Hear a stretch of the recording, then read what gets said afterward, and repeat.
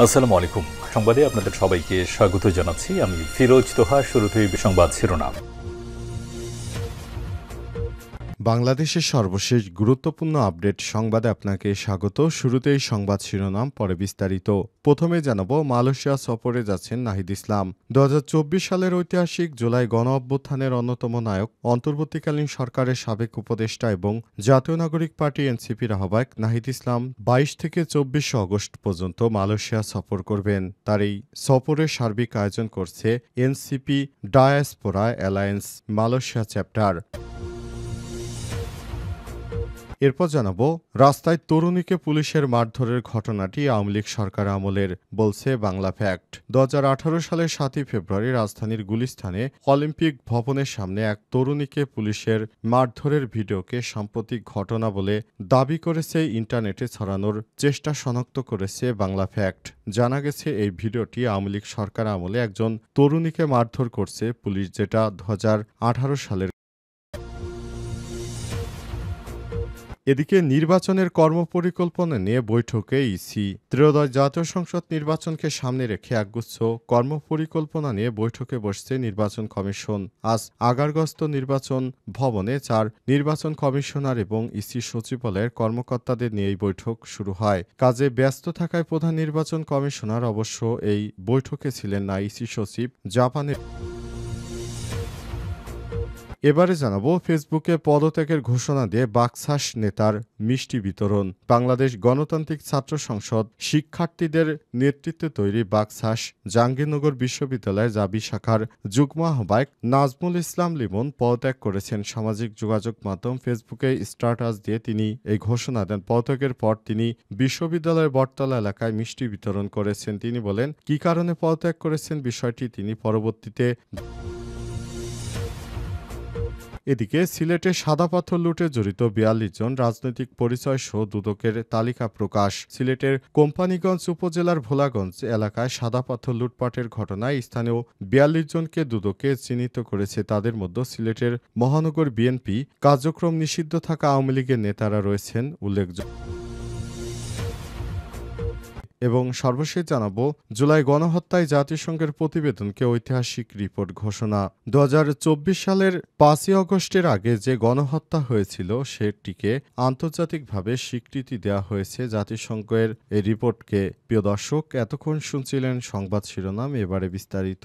তবে তার আগে বন্ধুরা, অনুরোধ থাকবে সংবাদটিতে একটি লাইক দিন। এই চ্যানেলে আপনি নতুন হয়ে থাকলে আমাদের সংবাদটি দেখতে দেখতে চ্যানেলটি সাবস্ক্রাইব করে রাখুন। কমেন্ট করে বন্ধুরা আপনার মূল্যবান মতামত জানিয়ে দিন আপনি বিশ্বের কোন দেশ থেকে বা বাংলাদেশের কোন স্থান থেকে আমাদের সংবাদটি দেখছেন এবং শুনছেন। আর বন্ধুরা, এই সংবাদটি আপনার সোশ্যাল মিডিয়া ফেসবুকে শেয়ার করে বন্ধুদেরও দেখার সুযোগ করে দিন। কমেন্ট করে বন্ধুরা আপনার মূল্যবান মতামত জানিয়ে দিন। কমেন্ট করে জানিয়ে দিন আপনি বাংলাদেশ বা বিশ্বের কোন দেশ থেকে আমাদের সঙ্গে কানেক্টেড রয়েছেন। এবারে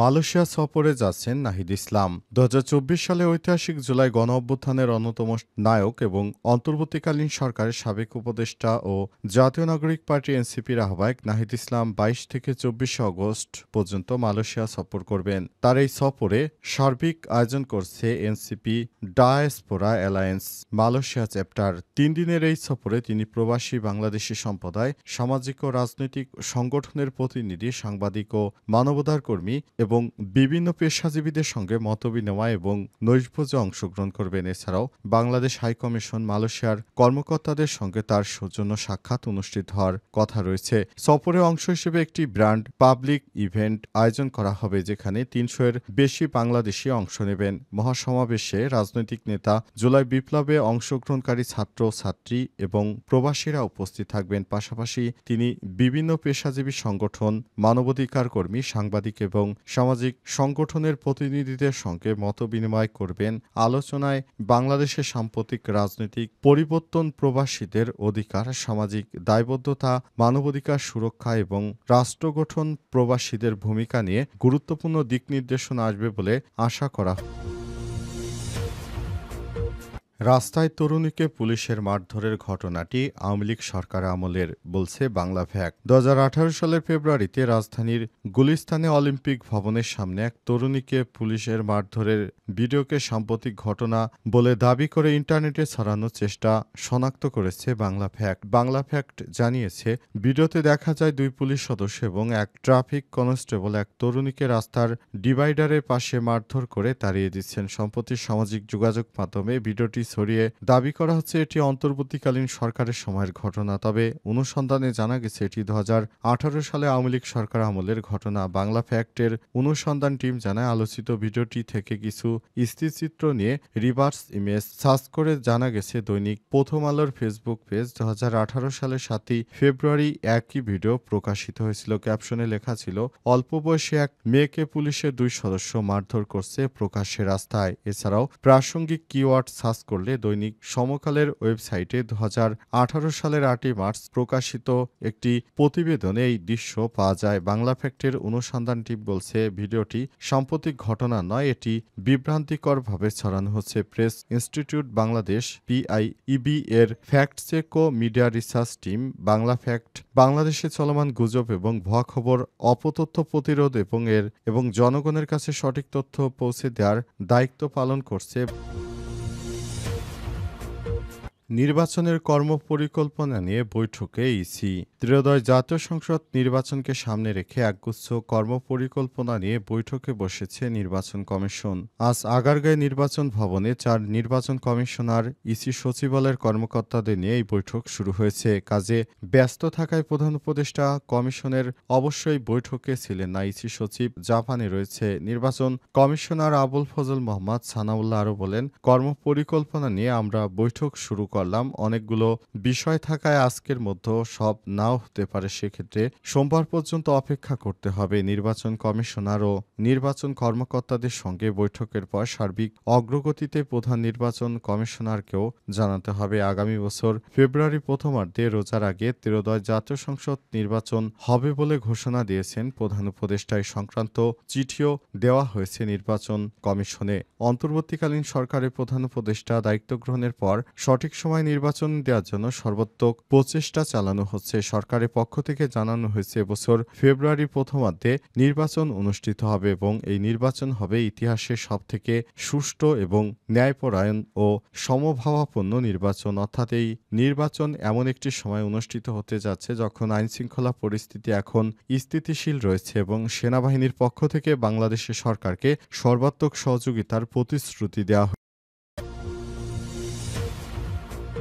ফেসবুকে পদত্যাগের ঘোষণা দিয়ে বাকশাস নেতার মিষ্টি বিতরণ। বাংলাদেশ গণতান্ত্রিক ছাত্র সংসদ বাকশাস জাহাঙ্গীরনগর বিশ্ববিদ্যালয় জাবি শাখার যুগ্ম আহ্বায়ক নাজমুল ইসলাম লিমন পদত্যাগ করেছেন। সামাজিক যোগাযোগ মাধ্যম ফেসবুকে স্ট্যাটাস দিয়ে তিনি এই ঘোষণা দিয়েছেন। পদত্যাগের পর এই নেতাকে বিশ্ববিদ্যালয়ের বটতলা এলাকায় মিষ্টি বিতরণ করতে দেখা গেছে। আজ নিজ ফেসবুক অ্যাকাউন্টে লিমন লিখেছেন, আমি মোহাম্মদ নাজমুল ইসলাম, যুগ্ম আহ্বায়ক বাংলাদেশ গণতান্ত্রিক ছাত্র সংসদ জাহাঙ্গীরনগর বিশ্ববিদ্যালয় শাখা থেকে পদত্যাগ করছি। আগামীকাল পদত্যাগের কারণ সংবাদ সম্মেলনের মাধ্যমে জানানো হবে। বক্তব্য জানতে যোগাযোগ করা হলে তিনি আরও বলেছেন, কথা বলতে রাজি হননি। লিমন জানিয়েছেন, বিষয়টি তিনি সংবাদ সম্মেলনে ব্যাখ্যা করবেন। একাধিক সূত্র থেকে জানা গেছে, আসন্ন ডাকসু নির্বাচনে মনোনয়ন জমা দেওয়ার শেষ দিন বৃহস্পতিবার। নির্বাচন ঘিরে বাকশাসের প্যানেল শো সম্পাদক এজিএস পদে প্রার্থী মনোনয়ন নিয়ে দ্বন্দ্বের জেরেই লিমন পদত্যাগ করেছেন। এ পদে লিমন ছাড়াও জিয়াউদ্দিন আয়ান, কাউসার আলম আরমান ও আহসান হাবিব মনোনয়ন প্রত্যাশী ছিলেন। বুধবার বাকশাসের জাবি শাখায় সবাই জিয়াউ আয়মানকে এজিএস পদে মনোনয়ন করায় ক্ষুব্ধ হয়ে লিমন পদত্যাগ করেছেন বলে সূত্র জানিয়েছে।